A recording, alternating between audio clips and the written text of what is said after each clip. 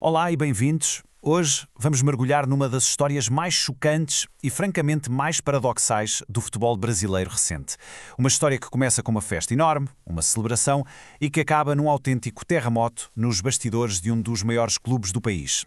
Imaginem só este cenário. O Flamengo, a jogar em casa, esmaga o Madureira por uns impressionantes 8-0. 8! Uma goleada daquelas para a história, o estádio em delírio e a passagem para a final do Campeonato Carioca mais do que garantida. Parecia um momento perfeito de afirmação para o treinador, Filipe Luís, e para a sua equipa. Mas estamos a falar do Flamengo. E no universo do Flamengo, a lógica por vezes tira férias. É que passadas apenas algumas horas daquela vitória esmagadora, à meia da madrugada, cai a notícia bomba. Filipe Luís estava despedido. É inacreditável, não é? Quer dizer, como é que um treinador é demitido depois de um 8-0? E esta é a grande pergunta que fica no ar. A decisão apanhou toda a gente de surpresa, desde os jogadores aos adeptos. Ninguém estava à espera. Para percebermos o que se passou, temos de ir muito para lá do resultado de um jogo. Temos mesmo de mergulhar nos bastidores do Ninho do Urubu. Ok, vamos à primeira parte da resposta. E ela está aqui, nos títulos que fugiram e na confiança que se partiu. Porque a verdade é que, apesar daquela goleada, as fundações do projeto do Filipe Luís já tinham fissuras bem graves. O jogo com o Madureira não foi o início da crise, não. Foi o ponto final. O arranque da temporada de 2026 foi tudo menos calmo. O clube perdeu 2 títulos importantes logo de rajada. Primeiro, a Supercopa do Brasil para o Corinthians, depois a Recopa Sul-Americana para o Lanús. E no Flamengo, perder 2 finais seguidas cria uma pressão que se torna quase de imediato insustentável. E o problema nem eram só as derrotas, é que mesmo nas vitórias, a equipa raramente convencia. As críticas internas já apontavam para um desempenho muito instável, uma defesa permeável e uma dependência gigante do brilho individual. A confiança no projeto estava a esvair-se, semana após semana. E isto, meus amigos, ilustra o grande paradoxo desta história. Porque se olharmos para os números gerais, o registro do Filipe Luís era excelente. Quase 70% de aproveitamento, 5 títulos conquistados. Em qualquer outro clube, estes números davam uma estabilidade enorme. Mas no Flamengo? Bem, no Flamengo não. O que nos leva de volta à pergunta-chave. Se os resultados a longo prazo eram positivos e a equipa tinha acabado de golear, o que mais é que estava em jogo? A resposta, ao que parece, não estava no relevado, mas sim nos corredores do poder.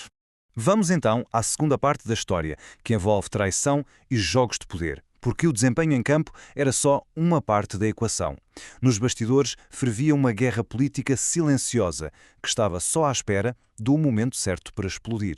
É simples. O Filipe Luís era uma herança da direção anterior, a de Rodolfo Landim.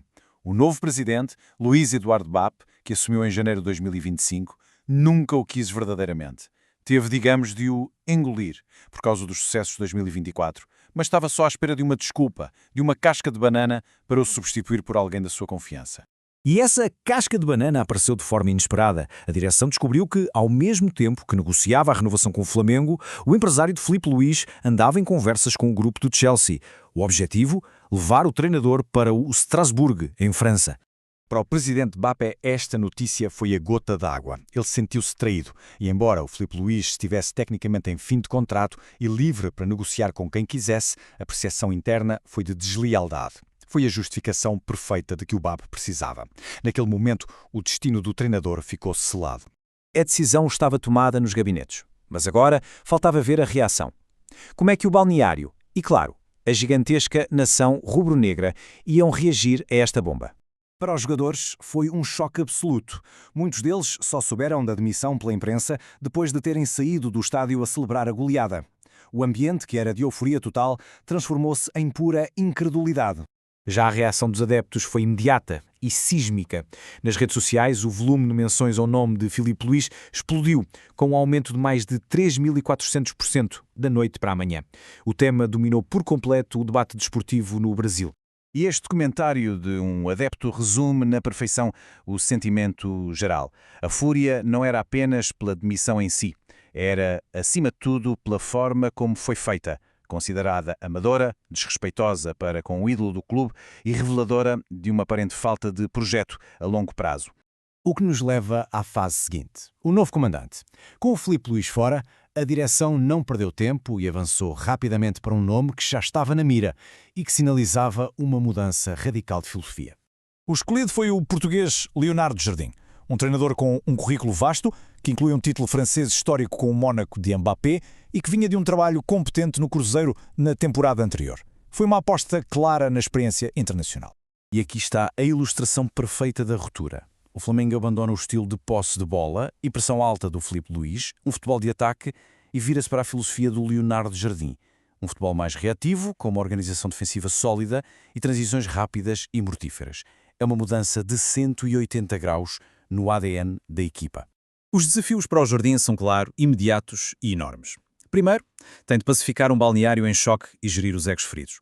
Segundo, e talvez o mais difícil, tem de implementar a sua filosofia reativa num plantel recheado de estrelas que foram contratadas para ter a bola. E por fim, o mais importante, tem de entregar o que o Flamengo exige sempre: títulos. A pressão é máxima desde o primeiro dia. E terminamos com a grande questão que fica para o futuro. Será que esta mudança drástica de rumo, que parece ter sido motivada mais por jogos de poder do que por resultados, vai trazer de volta a glória que os adeptos tanto anseiam?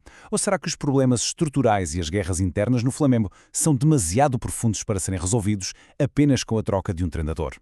O tempo, como sempre, dará a resposta.